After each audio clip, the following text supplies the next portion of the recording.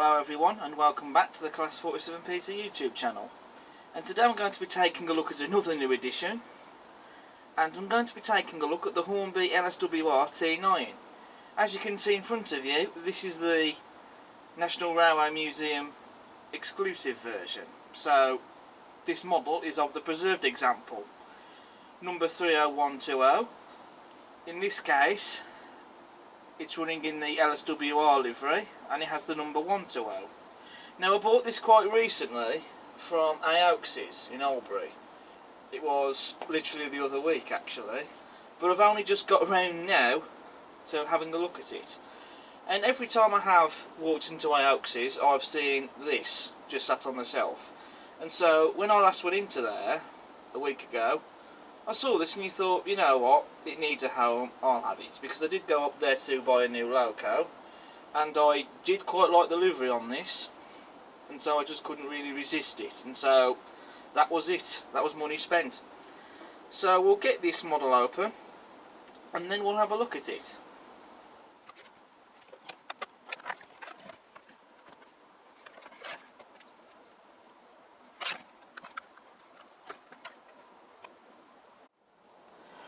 So here we have the T9 out of the box and down on the layout. Now this is the second T9 that I have in the fleet. The other one that I have is number 116, which is in the Olive Green livery, which I have reviewed before, which you may or may not have seen that video. But I'm sure that you will have seen that many times before on the channel, because it has been featured a numerous number of times in running session videos on this channel.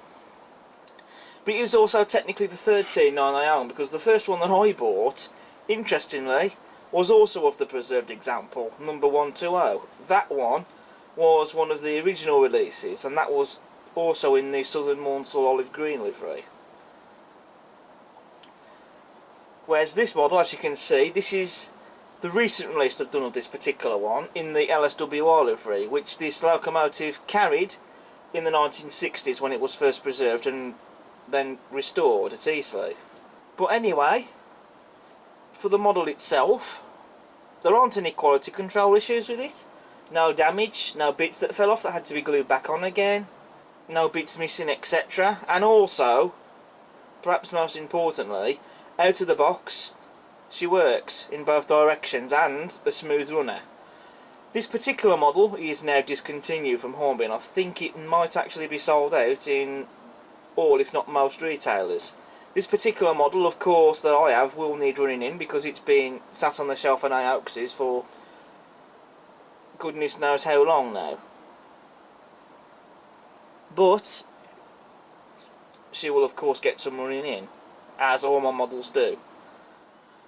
So first thing to report then, does this look like a T9? Absolutely. They've got all the details spot on. I haven't seen anything that they've left off. They've got the shape and proportions all correct. All the detail that you'll see on the prototype is there. So, is this an accurate model? Of course, that answer is a yes. And I do really love the T9. As you all know, I do love my Southern Region locomotives. And the T9 especially.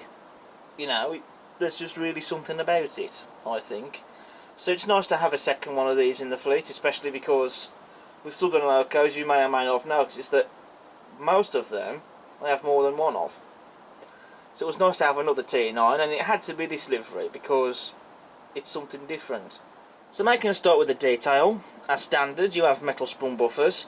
I know I have said this before in other videos, but I personally don't really have any care for the sprung buffers. I mean, they are a feature that's just there, regardless whether you like them or not, but really you're only going to be messing with the sprung buffers when you're handling the model, not when it's running. But you know, they are metal buffers, so that is nice. You've got some very nice rivet detail on the buffer beam there, and you've also got the loco's running number crisply printed onto that as well. Also, on the running plate you can see we have separately fitted lamp irons. They've got the face of the locomotive correct, as the rest of the model is accurate. The face in particularly, because that's the first thing that you will see with these locomotives. Unless of course it's on a heritage line and it happens to be running tender first, but Usually the first thing you would see is the front of the loco, and that has separately fitted smokebox door darts and separately fitted lamp irons. You can also see the rivet detail on the smokebox as well. As you can see, we have a separately fitted wire metal handrail on the model, and that's been applied very well and it looks fantastic, as all separately fitted detail does. We have separately fitted steam piping, as you can see, and that's been painted as well. And then, as you can see, we have this other piping detail just on the boiler there, as you can see. Now that's not separately fitted, that's moulded detail. Now that would have been nice if that had been separately fitted like the rest of the detail is, but regardless, that detail is there anyway, and if you do get really up close to it, that's when you can tell that it's not separately fitted and it's moulded. So even though it's moulded detail, it would have been nice had it been separately fitted, I still think the way it's been moulded is quite cleverly done, in my opinion.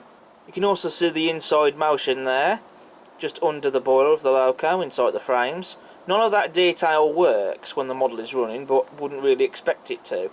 And if it did, it might make this model more expensive than what it already retailed at.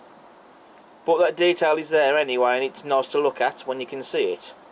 You have some visible daylight under the boiler, and as you can see here, excuse the giant finger, you can see that separately fitted handrail there. Just on the side of the running plate you can see, just about, that we have separately fitted pipework detail. On the dome we have the safety valves, separately fitted. Now it's hard to tell if they are made of turned brass or just bits made of plastic, but regardless they do look nice. On top of the firebox you can see we have a whistle. That's definitely not made of turned brass, that's a plastic part that's been painted. But regardless, it has been nicely done, and you can see the pipework there that's also separately fitted and has been painted. Mainly the pipework that goes down along the firebox, as you can see, which is painted. The rest of the separately fitted pipework detail on that is not painted in that same gold colour, but it is still painted though, and the detail on that looks nice. In the cab windows we have glazing, we have the brake blocks and sanding gear, the bogie frames of rivet detail, and there's even rivet detail on the footsteps as well. And on the locomotive chassis frames there's also rivet detail there and separately fitted steam pipework, and again that's been picked out and painted. The cab has separately fitted handrails. We have the footplate, or fall plate as it's also known as, and that's a part made of metal. I do like the tread detail on that, that looks very nice. And just look at the detail on the back head inside the cab. You have the regulator, the gauges and the dials and all the pipework, etc. It's all there and it's all painted and it just looks like the real thing. This locomotive only really needs some crew really, but I think that is something to sort out later on. And the inside of the cab has been painted cream as well, which looks very nice. I think it sets it off rather well. Moving to the faceplate of the tender, there isn't a lot of detail here, but that's correct as per the prototype. You have those storage boxes there for the crew to keep various odds and ends in. And you can see the handbrake wheel there as well. That's a separately fitted part and that's been painted. And again, just look at the tread detail there on the faceplate of the tender as well. That just looks fantastic. You also have rivets on the tender buffer beam as well, and the cab doors with separately fitted handrails. The tender has a removable coal load.